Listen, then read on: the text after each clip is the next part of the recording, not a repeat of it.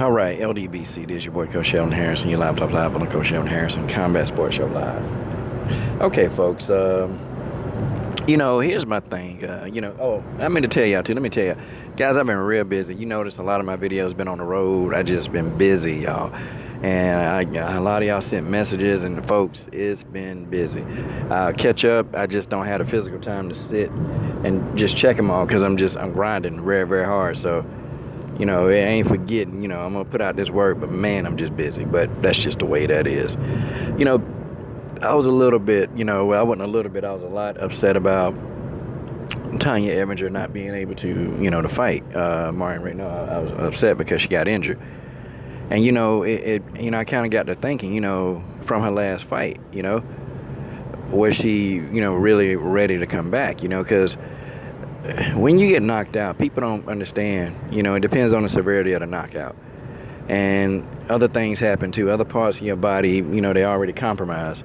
And then, of course, when you, think there's a fight coming, you immediately go back into training camp. When you think it's a fight that's on the way, you go into a training camp. So now, the fight hadn't even got here. You're already, taking shots, you're sparring, you're rolling around on the mat. All of that stuff, compromises the body. It does. And then, you got to spar, you got to throw punches, you got to get in there with a live opponent, and get some work in.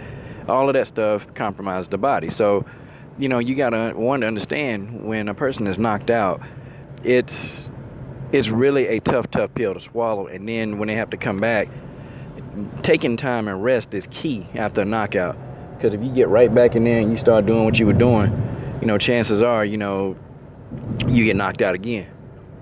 Now for Tonya Evinger, that's gonna be hard. I mean, she got a chin, but it's like the way the knockout she took, it was kind of like an accumulation of blows, man. I'm like, nah, man.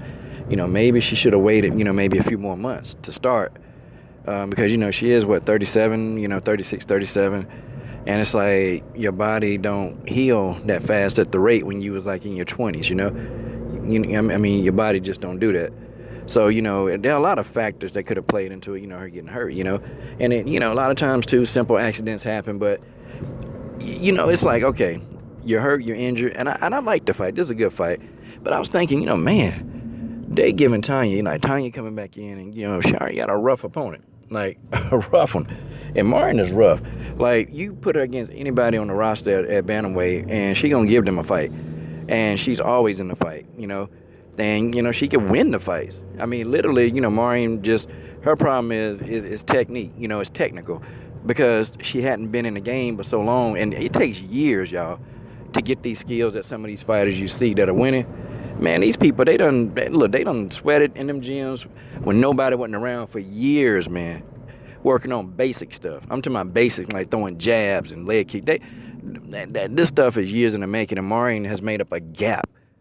And so you put Tonya in there with that opponent, I'm like, man, this is another rough fight for Tonya Evinger. Like, I wonder, man, if she really ready to deal with another real rough fight, See, I'm all for fighters taking a touch-up, but in Tonya's position, she don't have that luxury, man. She never did have the luxury.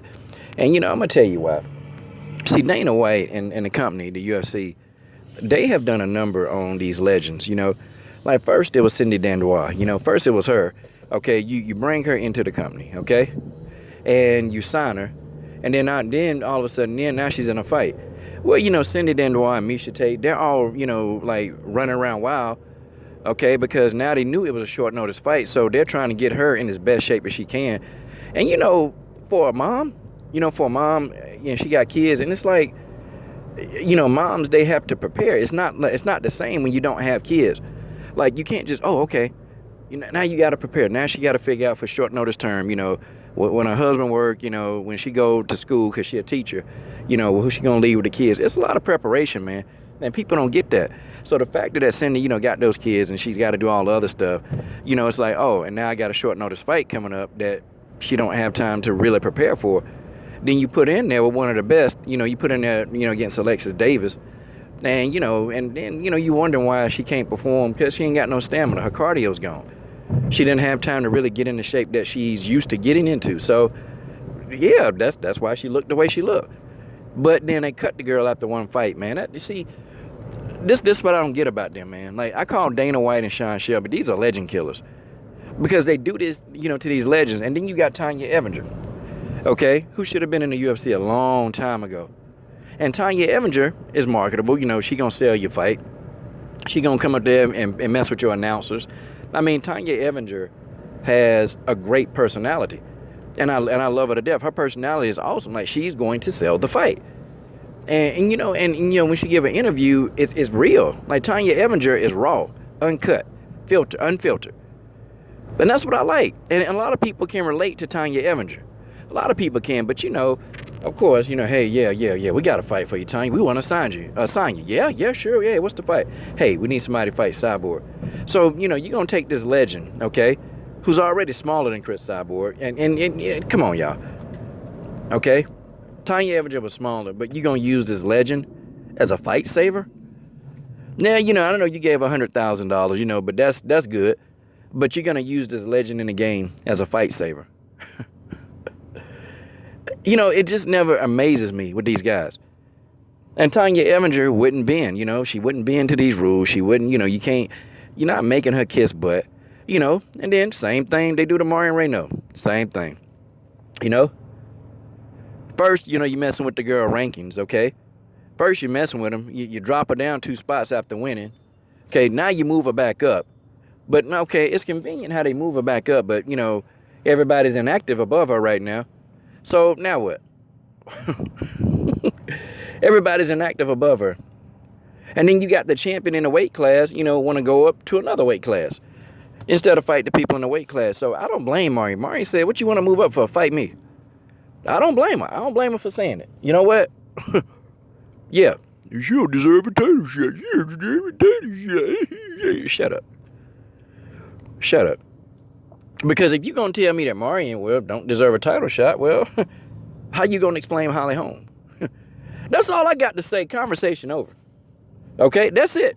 I ain't got nothing else to say. I ain't got to tell you nothing else. All I got to tell you is that. Holly Holm. Oh, man. So, yeah. It's a lot of people getting title shots that don't deserve them.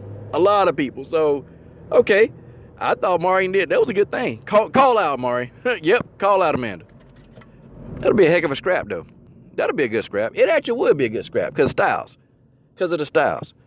Because of the stylistic matchup, man. That'll be a good scrap. You know. But anyway, so this is what Tonya Evinger has to deal with. It's what she got to deal with. So you put all that into play, man. How the girl been getting blackballed for years. Then, you know, you bring into your company and you let her fight the most fierce woman on the planet. She does that, okay? And now you keep on the shelf for how long? And I know part of the protocol, you got to stay out after a knockout. But then, you know, you hear Tonya Evinger interview, you know, you're like, oh, Tonya, well, what's new for you? I don't know, I'm waiting. Like, wait a minute, this is a legend. This woman saved the show. And you mean you gonna leave her hanging and she telling the fans and the public? I don't know. I mean, I'm waiting too, waiting just like you. Like, what the heck is that, man? That, you know, that just show you, man. Dana White, they ain't got no respect for these legends. They got no respect for Tonya Evinger. They got no respect for Cindy Dandois. They don't got no respect for Chris Cyborg. And I got a video coming, man, you know, and shout out to Michael Myers Sis, man, showed me an article, and I'm like, yo, this is true. But this is some of the stuff that I've been telling y'all, man. This guy, these fighters on the no-love list, he can't stand them. And that's just how it is, y'all. That's how it is. But, you know, hey, man, you know, shout out to Tonya, and hopefully, you know, things rectify themselves quickly. This is your boy, Coach Shelton Harrison. I'm done. What are you waiting on? Subscribe.